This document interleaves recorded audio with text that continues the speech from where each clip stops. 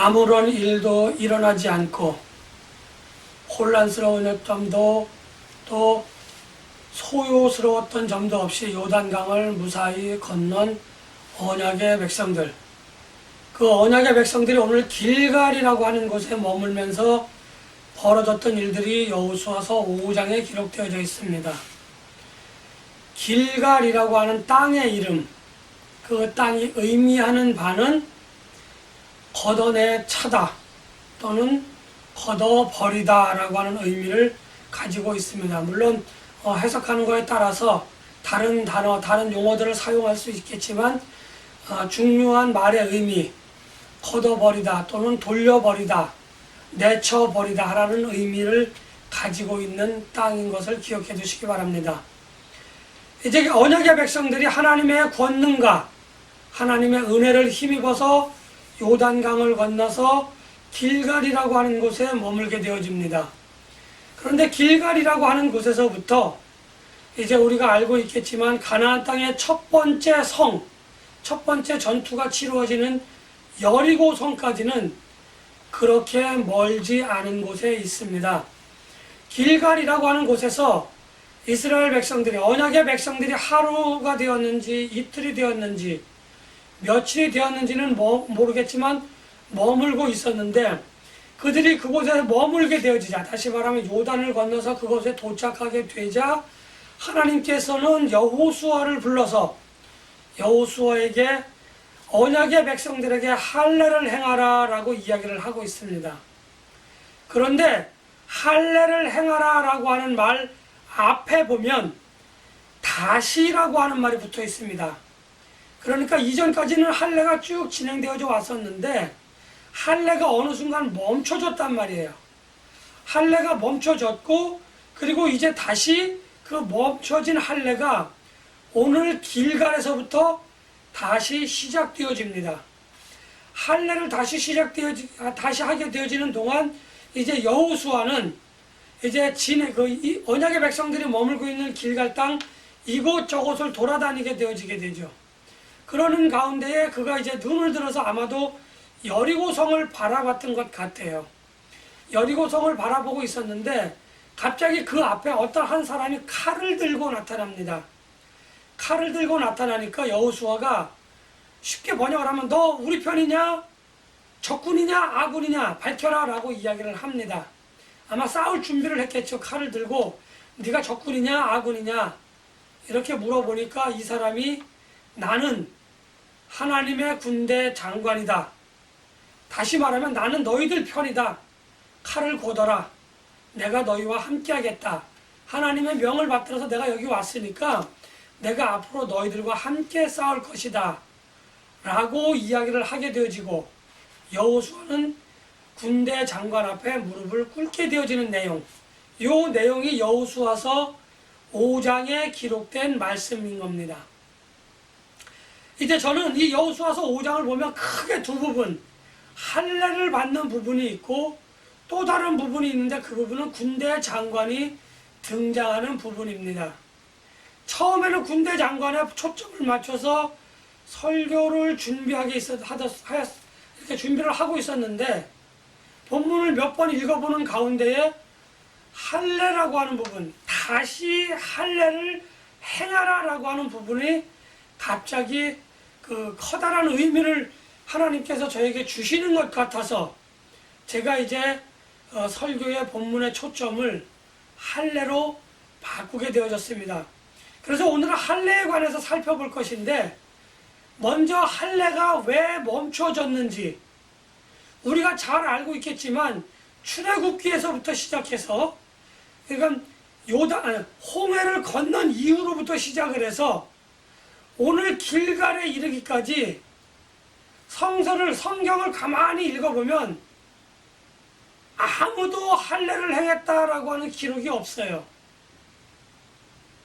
그런데 성경을 유심히 읽어보면 여호수아와 갈렙, 그러니까 출애굽 1세대들은 이미 다 죽었으니까 그 사람들은, 출애굽 1세대들은 애굽에서 살다가 나온 사람들이었기 때문에 그 사람들은 할례를 다 받았어요. 그런데 그 사람들이 다 죽었기 때문에 언약의 백성들 가운데에는 여호수아와 갈렙을 제외한 모든 사람들은 할례를 받지 않았다는 겁니다. 그래서 아까도 제가 잠깐 말씀드렸지만 여호수아는 모든 언약의 백성들이 할례를 받았음에도 불구하고 그는 이미 이전에 할례를 받았기 때문에 이곳저곳 언약의 백성들을 돌아다니면서 살펴볼 수도 있었고 또 앞을 볼 수도 있었고 뒤로 왔다 갔다 하면서 전체적인 분위기를 파악할 수 있는 신체적인 제약이 아무것도 없었다는 겁니다. 아무튼 할례를 받고 그 상처가 아물기를 기다리는 동안에 여호수아는 군대 장관을 만났다고 하는 겁니다. 저도 잘 알고 여러분들도 잘 알고 있겠지만 할례라고 하는 것에 대한 일반적인 의미는 아브라함 때부터 시작되어져서 오늘 길갈에 이르기까지 하나님과 아브라함 사이에 맺어진 언약, 다시 말하면 나는 너의 하나님이 되고 너는 나의 택함을 받은 백성이다, 선택된 백성이다라고 하는 증표 중에 하나가 바로 이 할례였다고 하는 거죠. 그래서 아브라함 때에서부터 쭉 이어져서 이들이 그 가뭄을 피해서 애굽 땅에 들어갔고 그의 후손들이, 그리고 거기서 출애굽하기 이전까지 계속적으로 선택을 받은 백성들은 할례를 전통적으로 해왔다는 거예요. 그런데 할례가 왜 멈춰지게 되었냐면은 이제 이스라엘 후손들, 다 정확하게 이야기하면 히브리 족속이죠. 히브리 족속들이 애굽에서 번창하게 되어집니다.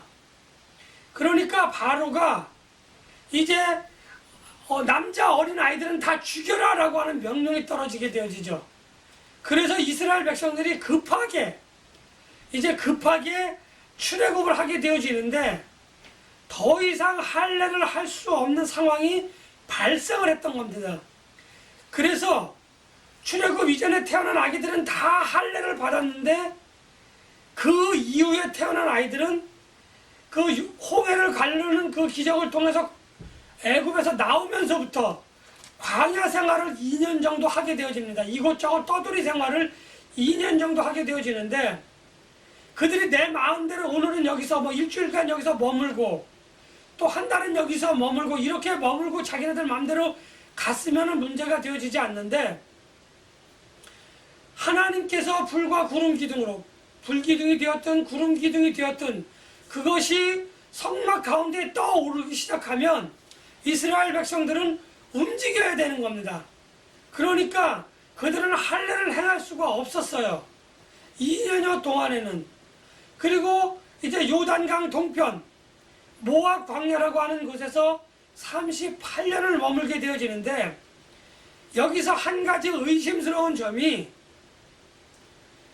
모세가 40년을 그들을 지도자로서 인도하게 되어집니다. 하나님의 대리인으로서 언약의 백성들을, 이스라엘 자손들을 통치하게 되어지는데 38년간 모압 광야에 머물면서 모세는 왜 이스라엘 자손들에게 당신들 할례를 행하여야 되겠습니다, 하나님과 우리가 언약의 백성이고 우리가 선택된 민족이라고 하는 그 물리적인 징표인 할례를 우리가 행해야 되지 않겠습니까? 행해야 됩니다라고 그렇게 주장을 하고 그렇게 그 일을 행할 수 있었음에도 불구하고 모세가 통치하는 40년 기간 동안 어느 누구도 할례를 행하지 않았다는 겁니다.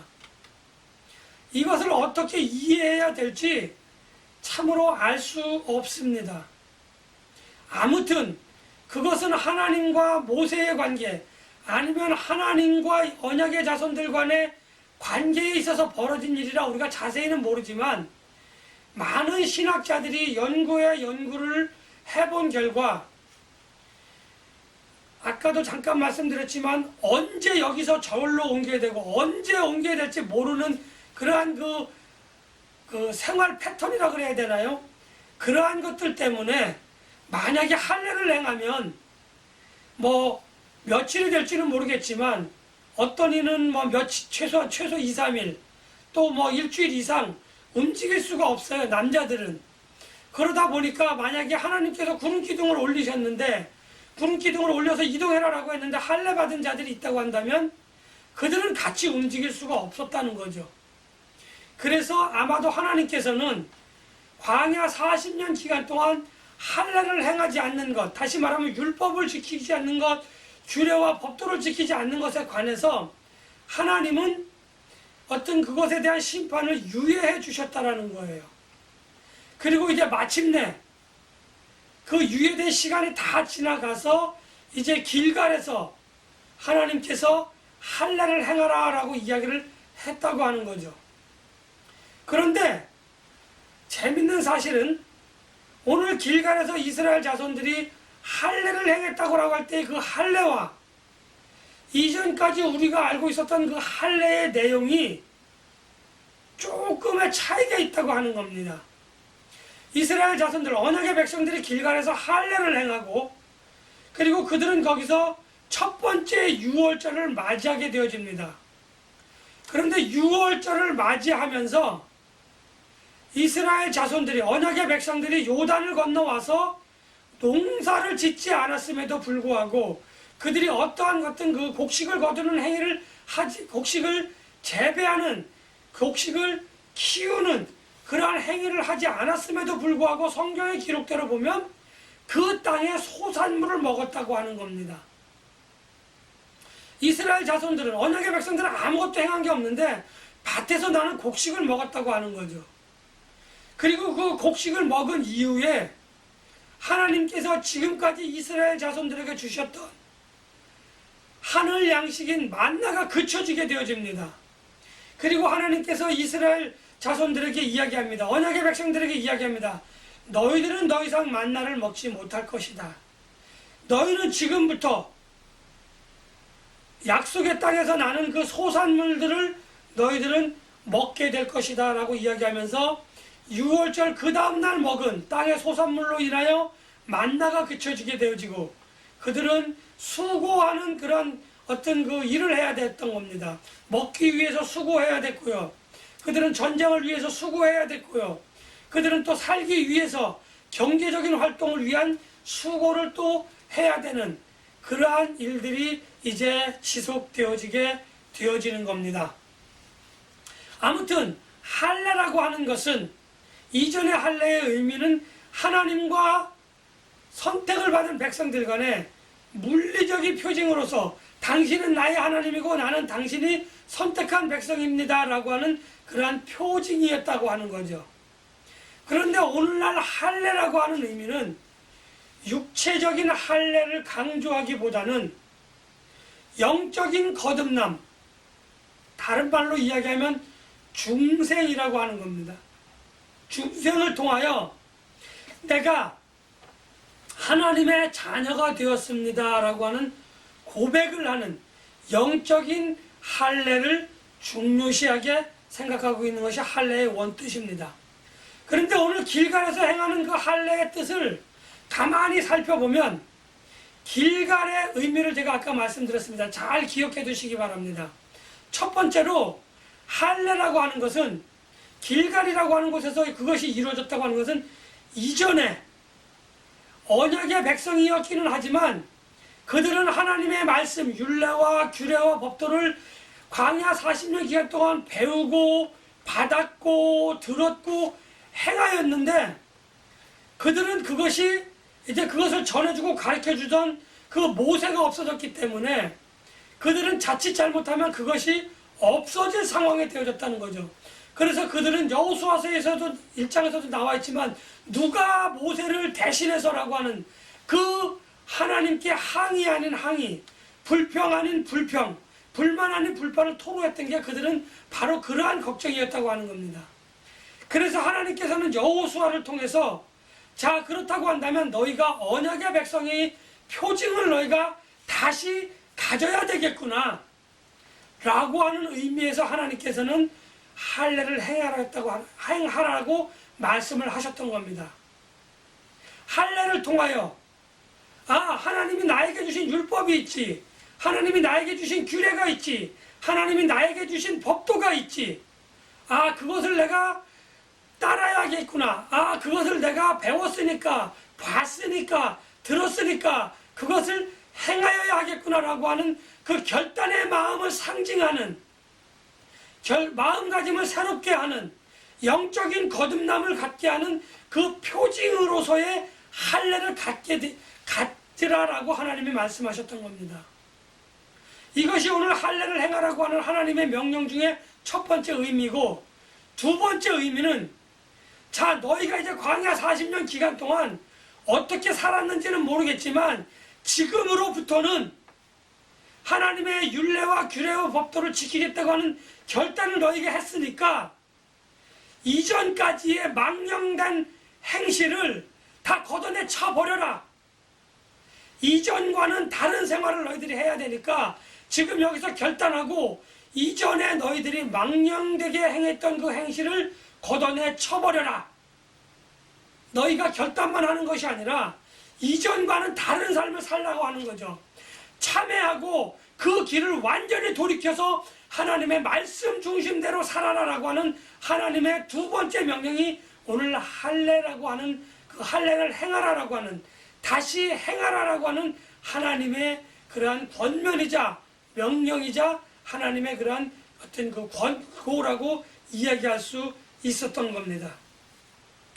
그리고 이제 마지막의 그 의미는, 하나님께서 할례를 행하라라고 하셨던 그 마지막 의미는, 앞으로 너희가 하나님의 말씀을 보고 듣고 배우고 한 것들을 그대로 잘 지킬 수 있도록 너희가 노력해라라고 하는 그러한 의미인 겁니다.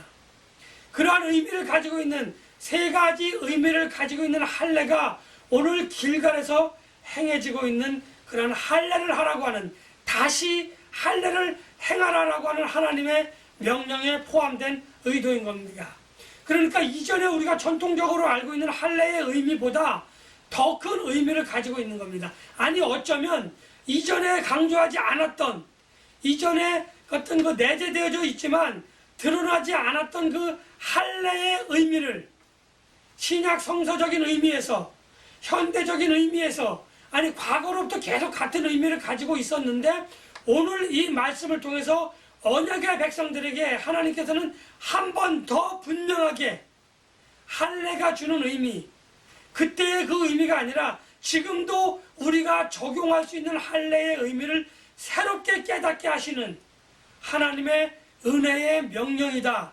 이렇게 정의를 내릴 수가 있는 겁니다. 이제 이스라엘 자손들은 이 길갈에서의 삶을 통해서, 아니 길갈에서의 행위를 통해서 할례라고 하는, 할례를 행했다라고 하는 그 결단의 마음가짐을 보여주는 행위를 통해서 그들은 가나안 땅에서의 수많은 전쟁과 정복을 통해서 하나님의 사람으로서의 삶을 살 수 있도록 결단을 하고, 그리고 그들은 할례를 행하게 되어집니다. 오늘 하나님의 자녀가 된 하나님의 자녀가 된 여러분들에게 있어서 내가 육체적인 할례를 갖지는 아니하였지만, 그 육체적인 할례를 행하지는 아니하였지만, 아니 이전에 영적인 할례를 내가 받았지만 나의 생활이, 나의 생각하고 말하고 행동하는 그 모든 것이 내가 생각해 봐도, 아니 다른 사람들이 보기에 망령된 행실이었다고 생각이 되어지거나 그렇게 보여진다고 한다면, 오늘 하나님께서 이 언약의 자손들에게 길갈이라고 하는 곳에서 다시 할례를 행하라라고 하는 그 명령, 그 명령이 오늘 저에게, 여러분들에게 하나님의 준엄한 명령이자 권면으로 우리는 받아들여야 할 것입니다. 하나님의 준엄하고 하나님의 그 단호한 그 명령을 통해서 저도 그렇고 여러분들도 오늘 이 시간에 결단하지 않으면 우리가 하나님의 나라를 유업으로 받을 수 없다고 하는 겁니다. 그냥 경건한 척, 거룩한 척, 엄숙한 척은 할 수 있겠지만 영적인 거듭남, 그 결단과 그 결단에 합당한 열매를 맺지 않는다라고 하면은 우리는 결단코 하나님의 나라를 유업으로 받을 수 없다고 하는 그 사실을 저는 오늘 여러분들에게 말씀을 드립니다. 할례를 받되 남에게 보이기 위한 할례가 아니라 하나님께서 인정해 주시는 결단의 할례를 통해서 하나님의 나라를 유업으로 받으시는 하나님과의 약속을 이루어서 하나님을 기쁘시게 하며 내가 기쁜 삶을 살아가는 저와 여러분들이 되시기를 예수님의 이름으로 간절히 축복하며 기원합니다.